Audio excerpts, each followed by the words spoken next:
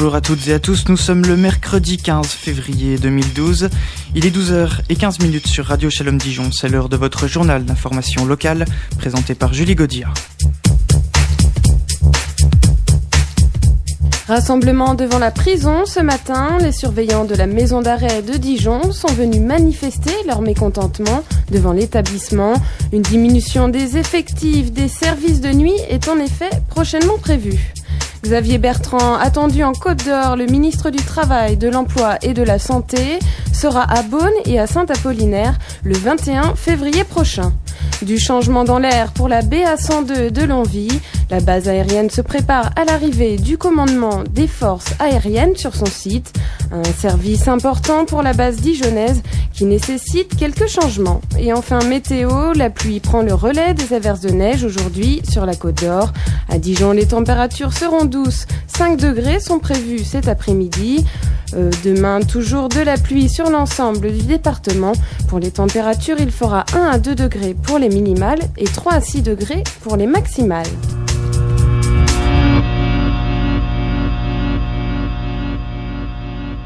Mobilisation à la maison d'arrêt de Dijon. L'UFAP, le syndicat des personnels de l'établissement pénitentiaire, appelait les surveillants de prison à manifester ce matin. Ils protestaient contre la réduction du nombre de personnel la nuit. Un projet qui entre dans le cadre d'un label qui doit être délivré aujourd'hui à l'établissement. Il comprend une série de 30 règles européennes pour garantir la qualité et la rigueur de l'accueil des nouveaux arrivants. L'UFAP dénonce l'hypocrisie de l'administration qui, je cite, d'un côté officialise par un label la meilleure prise en charge des détenus et de l'autre supprime des effectifs. Au total, une trentaine de personnes étaient réunies devant la maison d'arrêt. Lancement du comité de soutien à Corinne Lepage. Le mouvement politique et humaniste du Cap 21 accueillera ce soir le comité de soutien de la candidate à l'élection présidentielle. Plusieurs personnalités seront présentes, dont le cancérologue Dominique Bellepomme et Richard Hasselmann, le directeur de campagne de Corinne Lepage. Le rendez-vous est donné à l'hôtel Philippe Lebon dès 18h. Xavier Bertrand en Côte d'Or, le ministre de la Santé, est attendu à Beaune le 21 février prochain. Il viendra poser la première pierre du pôle d'approvisionnement industriel et logistique d'Atoll, le célèbre opticien français. L'occasion pour le ministre du Travail et de l'Emploi de rencontrer le député-maire de la ville, Alain Suguenot, aussi président de la fédération UMP 21. Après quoi, Xavier Bertrand pourrait se rendre dans la soirée à Saint-Apollinaire. Un autre député UMP du département, Rémi Delatte, sera également présent. Cette soirée interviendra dans le cadre du soutien de la candidature de Nicolas Sarkozy à la présidentielle. La réunion est publique et sera l'occasion de débattre notamment de l'emploi, du pouvoir d'achat et de protection sociale. Nouvelle arrivée à la BA102 de Longwy. La base aérienne Capitaine Guinemer se prépare à accueillir cet été le commandement des forces aériennes de l'armée de l'air. Sa principale mission sera la préparation et l'entraînement des forces aériennes. L'état-major, basé dans la ville de Metz depuis 2006, compte aujourd'hui 326 unités et 13 000 personnes en France. Une partie de ce personnel militaire sera donc mutée à Dijon, soit au total 360 militaires et leurs familles qui arriveront d'ici août 2012. 6 officiers généraux seront également du voyage, un changement important pour la base dijonnaise qui était menacée de fermeture en 2008. Finalement, c'est le site de Metz qui fermera ses portes à la fin de l'été 2012. L'arrivée de ce pôle aura un impact social et économique sur l'agglomération dijonnaise. On écoute tout de suite les explications du colonel Jean-Marc Vigilant. Le corollaire à l'arrivée de ces 360 militaires, c'est l'intégration des familles dans la région dijonnaise. Parce que 360 personnes qui arrivent, ça a une incidence, ce sont 360 familles. Ça suppose relever plusieurs défis. Le premier, c'est le défi du logement.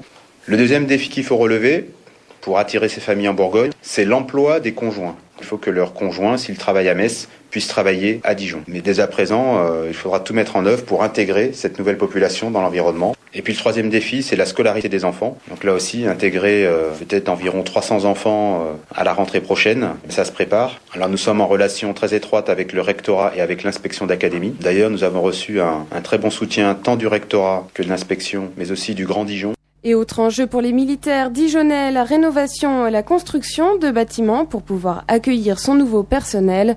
Des travaux d'infrastructure sont d'ailleurs en cours. La construction des bâtiments se fera dans le respect des normes environnementales de basse consommation d'énergie.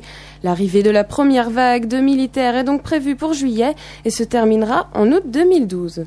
Et en football, Dijon accueille le PSG ce soir pour les 8e de finale de la Coupe de France. Les équipes s'étaient déjà rencontrées en Coupe de la Ligue en octobre dernier. Le DFCO se qualifiait alors 3-2 face aux Parisiens. Un exploit qui s'espère réitérer ce soir contre le leader du championnat.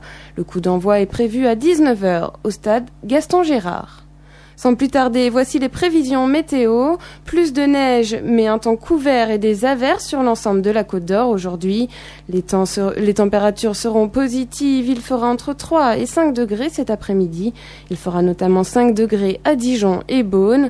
Demain, le temps sera similaire. Grisaille et pluie au programme. Côté Mercure, on reste au-dessus du zéro avec 1 à 2 degrés de prévu pour les minimales et 3 à 6 degrés pour les maximales. C'est la fin de ce journal, merci de l'avoir suivi. Il est midi passé de 22 minutes. Dans quelques instants, retrouvez l'actualité nationale et internationale avec RCJ. À 13h, restez avec nous. Vous avez rendez-vous avec les archives familiales dans Trésor d'archives. À 16h, retrouvez votre émission Escapade musicale. Il sera question des auteurs, compositeurs, interprètes dans la chanson française. À 18h30, ce sera au tour de la Torah et le monde de prendre l'antenne. Ensuite, à 19h, retrouvez Academ et on termine la journée avec Multisens dès 21h. Mais tout de suite, on fait une courte pause musicale avec I Know de Irma. Une très bonne journée sur les ondes de radio.